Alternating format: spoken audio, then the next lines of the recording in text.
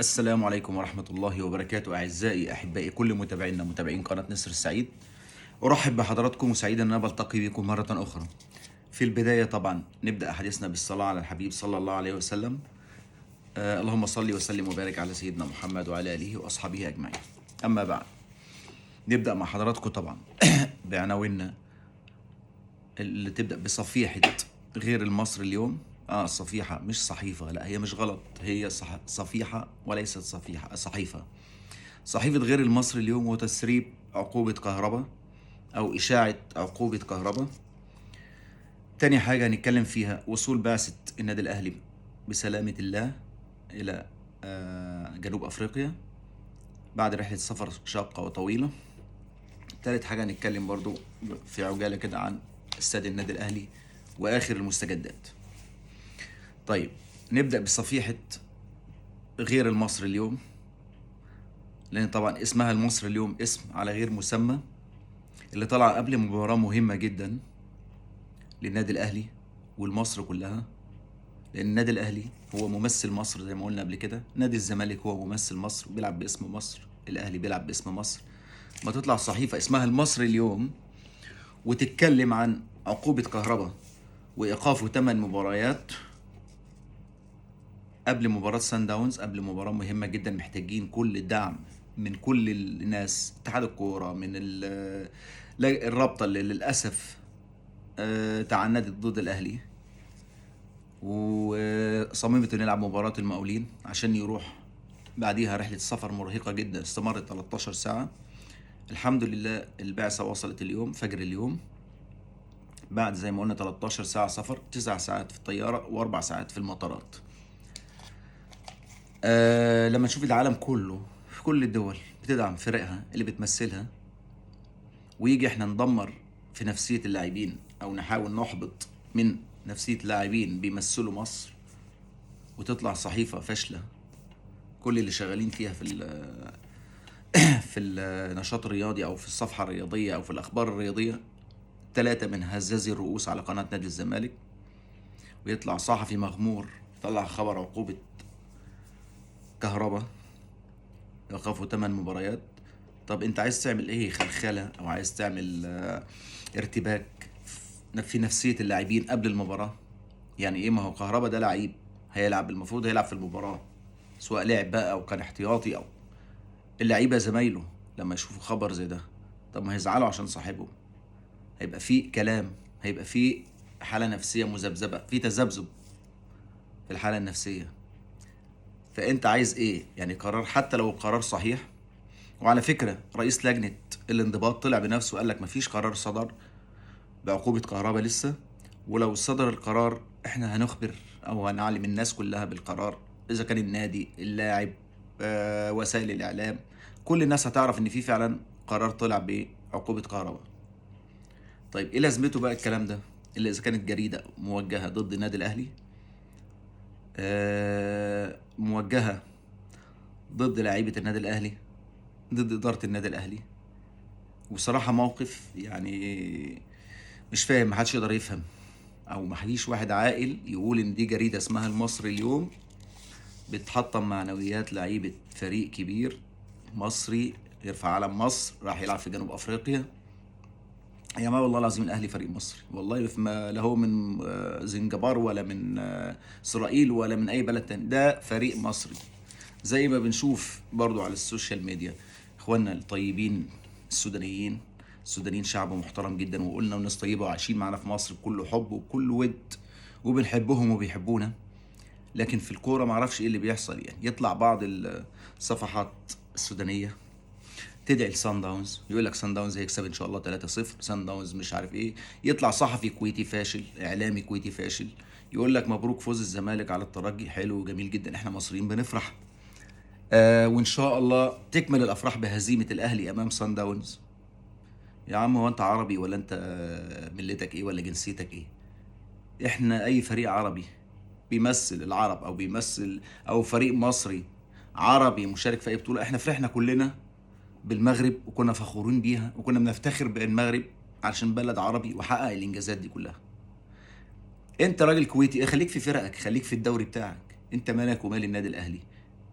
طيب يا سيدي اطلع اتكلم، انت زملكاوي، اطلع اتكلم عن الزمالك وبارك للزمالك وجماهير الزمالك، واحنا معاك بنبارك للزمالك والجماهير الزمالك وفرحانين ان فريق من بلدنا فاز في المباراة وجدد امله تاني.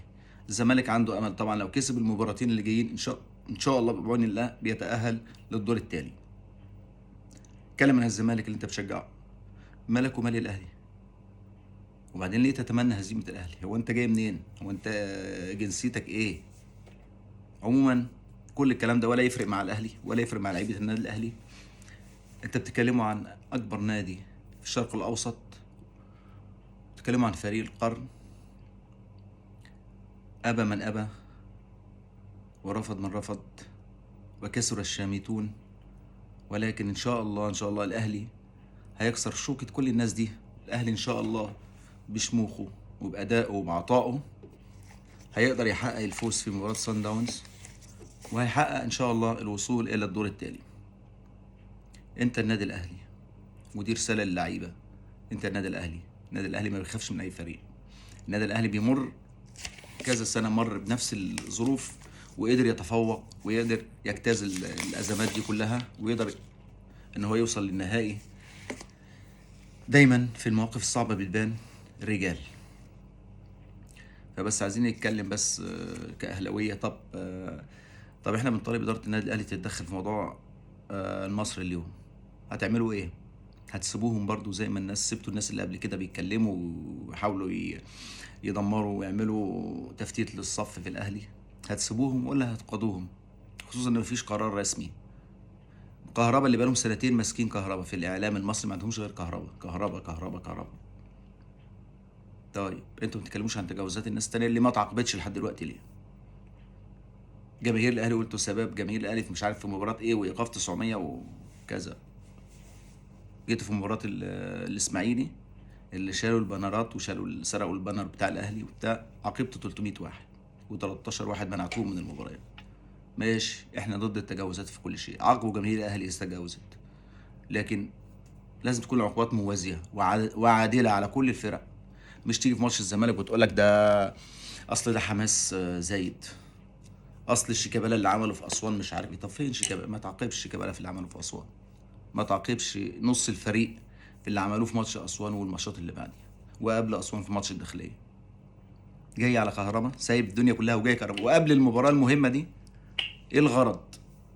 انتوا مصريين، شوفوا الجزائر، اتحاد الجزائر المحترم اللي عندهم مباراه شباب بلوزداد مع الزمالك بعد 8 ايام، لسه 8 ايام. اتحاد الكوره الجزائري بيدعم شباب بلوزداد بمنتهى القوه، وده المطلوب من اي اتحاد وطني. انا بتكلم على اتحاد وطني.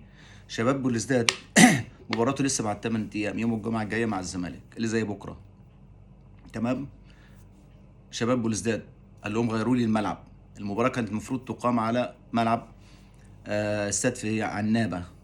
عنابه دي على حدود تونس يعني.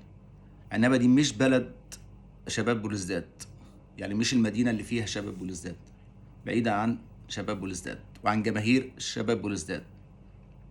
اتحاد الكرة الجزائري لبى طلب شباب بلوزداد ونقل المباراة إلى الجزائر العاصمة اللي فيها مكان واللي فيها مركز اللي فيها عفوا نادي شباب بلوزداد بيقع في الجزائر العاصمة، فيها جماهير شباب بلوزداد. قالوا لهم حاضر، بننقل لكم المباراة إلى ملعب الجزائر، ملعب 7 يوليو في الجزائر، على أساس يريحوا الفريق ويكون في حضور وإقبال جماهيري يدعم الفريق. ده اتحاد وطني جزائري محترم يحترم. طيب في مباراة المفروض إن تتلعب أمام وفاق سطيف، أجلوا لهم المباراة وقالوا مفيش أي مباريات هتتلعب لشباب بلوزداد قبل مواجهة الزمالك، على أساس إن هم يدعموا الفريق أمام الزمالك. اتحاد وطني محترم. بينما عندنا البهوات رفضوا تأجيل مباراة المقاولين، أصروا على إرهاق الأهلي قبل السفر. أساسا رحلة الأهلي مرهقة، 13 ساعة سفر. أنت متخيلين؟ يعني الواحد بينزل 4 ساعات بالطيارة بيبقى خلاص مش قادر يقف على رجله. أنت متخيلين 13 ساعة سفر؟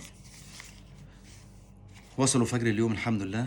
قابلهم السفير المصري في جنوب افريقيا، قابلهم على باب الطياره.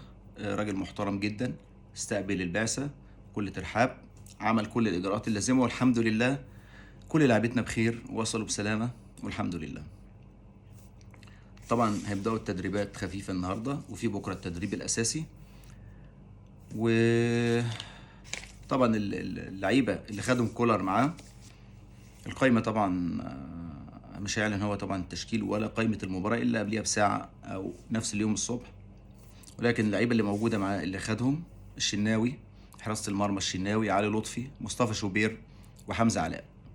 في الدفاع: علي معلول، هاني، ربيعه، ياسر، وخالد عبد الفتاح، محمد اشرف، محمد عبد المنعم.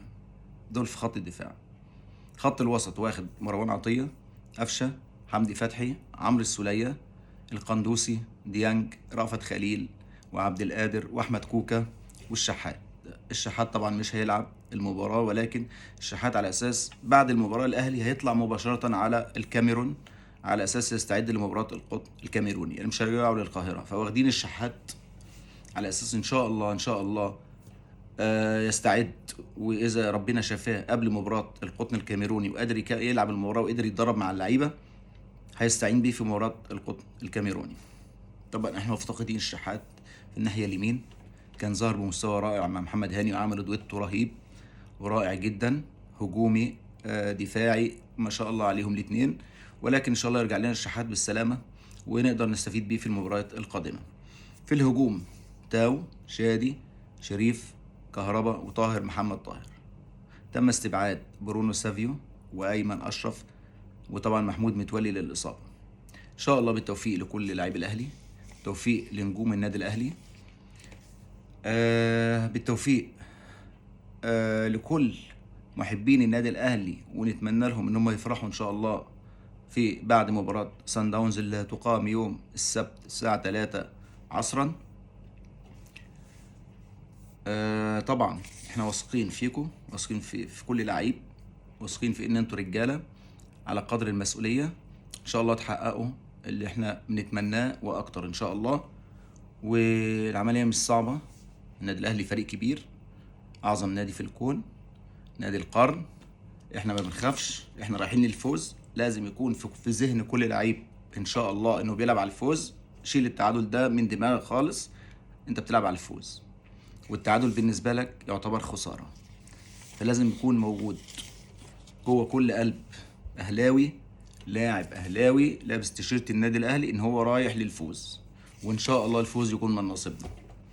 وربنا يرحم الدكتور احمد زويل العالم الكبير لما قال لك ان في العالم كله يقف مع الفاشل حتى ينجح، الا في مصر يقف ضد الناجح حتى يفشل. وده اللي بيحصل، عشان النادي الاهلي اكبر منظومه رياضيه في مصر وانجح منظومه في الشرق الاوسط كله، بيوقفوا ضده كلهم عشان يفشلوا النادي الاهلي. وللاسف اللي بيقف ضد النادي الاهلي هم الناس اللي قايمين على اداره الكوره في مصر. عشان كده احنا مش هنشوف اي نجاح ولا نشوف ظهور لاي منتخبات ولا ناخد اي بطولات الا اذا الناس الفاشله دول الفاسدين دول اتغيروا.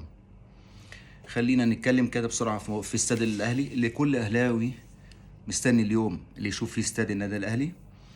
هيبقى مش استاد وبس، هيبقى ان شاء الله مدينه رياضيه كامله. شفنا طبعا اعضاء في النادي الاهلي طلعوا اتكلموا عن موضوع الاستاد وان الامور ماشيه تمام والتصاريح وكل حاجه تمام، وان شاء الله يبدا العمل فيه قريب. طبعا برعايه اليانز، شركه المانيه كبيره جدا متخصصه في المجالات دي. وان شاء الله الدعم المادي متوفر، وكمان هيتم طرح اسهم للجماهير واللي حابب يشارك في استاد النادي الاهلي. هيكون طبعا الاسهم دي باعداد محدده بنسبه لا تزيد عن نسبه معينه هيحددها الاهلي فيما بعد. بس اللي هي العقبه الوحيده حاليا بس الاختلاف على ارتفاع الاستاد، يعني الارتفاع اللي الاهلي مقدمه او العرض المتقدم في المشروع ان ارتفاع الاستاد هيكون 40 متر. طبعا عندنا الجهات المختصه رفضت، قال لك لا الارتفاع ما يزيدش عن 20 متر. طيب في محاولات ان الخطيب يوصلها ل 30 متر الارتفاع، فعلى اساس تكون سعه الجماهير او سعه الملعب او سعه الاستاد هيكون اكبر للجماهير. ولسه هي النقطة دي هي نقطة خلاف، ولكن إن شاء الله الأهلي ماشي على خطى ثابتة. إن شاء الله نشوف قريب الحلم الأهلاوي بيتحقق على أرض مصر. ونتمنى طبعا التوفيق للنادي الأهلي في كل حاجة. منظومة رياضية قوية جدا، ناس منظومة محترفة محترمة. إن شاء الله نتمنى لها التوفيق. نتمنى التوفيق للنادي الأهلي أمام صن داونز وأمام القطن وأمام الهلال. وفي النهاية طبعا نتمنى كمان الانتصار والفوز لنادي الزمالك، فريق مصري ايا كان انتمائنا اهلاوي، ولكننا مصريين، والزمالك فريق مصري جماهيره مصريه. هنفرح لفرحهم وهنزعل لزعلهم. سيبوكوا ان احنا نحفل على بعض في الماتشات المحليه وفي الدوري المحلي، ماشي، ده شيء مش وحش، ونحفل باحترام. ولكن لما يكون فريقنا مصري بيلعب مع اي فريق من دولة تانية، لا، احنا كلنا مع الفريق المصري ايا كان اسمه، سواء بيراميدز، سواء الاهلي، سواء الزمالك، سواء اسمه ايه، فيوتشر. احنا هندعم كل الفرق المصرية وهنتمنى الفوز لكل الفرق المصرية. ومن قلبي اتمنى التأهل للاهلي والتأهل للزمالك ان شاء الله. ونلتقي بحضراتكم في فيديو جديد بكرة عن تفاصيل معسكر النادي الاهلي والتدريبات وايه اللي بيحصل جوه النادي الاهلي. وان شاء الله ان شاء الله نلقاكم في لقاء عما قريب ان شاء الله، مع تمنياتي لحضراتكم بالصحة والسعادة، والتمنياتنا بالفوز للنادي الاهلي. ويا رب يا عالي انصر الاهلي الغالي. والسلام عليكم ورحمة الله وبركاته.